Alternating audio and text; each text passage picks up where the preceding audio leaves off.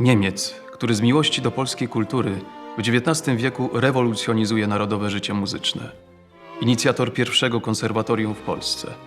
Dzisiaj niesłusznie kojarzony przede wszystkim jako nauczyciel Fryderyka Chopina, na którego świadectwie celnie zresztą napisał: szczególna zdatność, geniusz muzyczny.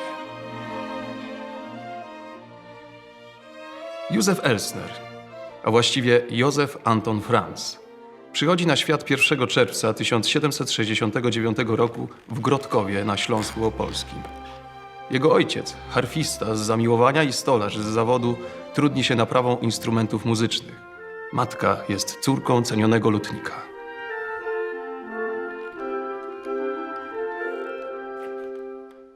Nic nie wskazuje na to, żeby wychowany w śląskiej społeczności, mówiący tylko po niemiecku Józef, odmienił kiedyś oblicze polskiej muzyki.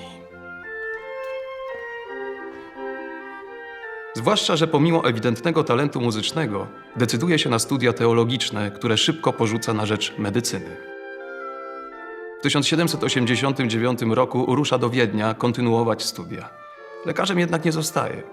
Zafascynowany kulturalnym fenomenem Wiednia przełomu wieków, postanawia ostatecznie zostać muzykiem. Trafia do Lwowa, gdzie zatrudnia się jako kapelmistrz orkiestry Teatru Miejskiego. 7-letni pobyt w tym mieście okaże się przełomowy w życiu Józefa. To tam zaprzyjaźnia się z Wojciechem Bogusławskim, ówczesnym dyrektorem Teatru Lwowskiego. Tam też poznaje i żeni się z Polką, Klarą Abt. Pod ich wpływem Józef zaczyna intensywnie uczyć się języka polskiego. Stopniowo ulega fascynacji polską kulturą, w tym muzyką ludową, po którą coraz częściej sięga w swoich kompozycjach. W 1797 roku na świat przychodzi jego pierwsza córka, Karolina. Niestety jego żona Klara umiera w trakcie porodu. 2 lata później z Lwowa wyjeżdża Bogusławski, by objąć stanowisko dyrektora Teatru Narodowego w Warszawie. Opuszczony przez najbliższych Józef z chęcią przyjmuje więc zaproszenie przyjaciela do objęcia stanowiska dyrektora opery w warszawskim teatrze. Dzięki niemu w Warszawie po raz pierwszy pojawiają się dzieła światowego repertuaru operowego. Wystawiane są także jego własne kompozycje, w tym inspirowane polską historią i legendami opery. Leszek Biały, czyli Czarownica z Łysej Góry, Król Łokietek, czyli Wiśliczanki, Jagiełło w Tęczynie.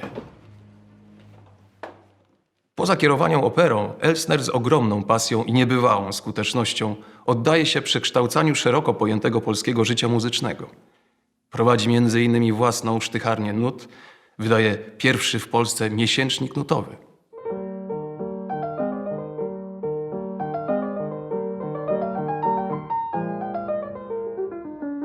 Przede wszystkim jednak w 1810 roku inicjuje działalność Szkoły Głównej Muzyki, jednej z pierwszych w Europie uczelni muzycznych.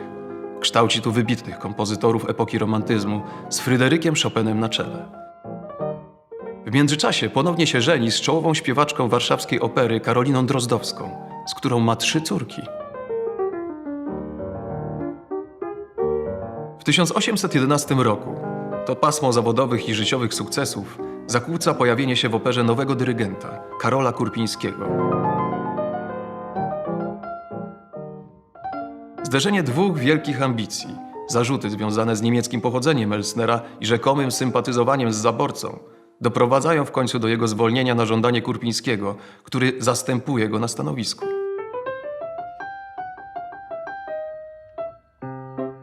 Józef nadal spełnia się jako wybitny pedagog i teoretyk muzyki. Nie przestaje komponować. W 1838 roku wykonane zostaje jego oratorium Passio Domini Nostri Jezu Christi, które uznaje się za szczytowe osiągnięcie w artystycznym dorobku kompozytora. Józef Elsner do końca życia angażuje się w rozwój muzycznej kultury mieszczańskiej. Próbuje zaszczepić przywiezione z Wiednia i Lwowa nowe gatunki i formy muzyczne. Jako pierwszy wprowadza do polskiego repertuaru utwory na 4 ręce oraz kwartety.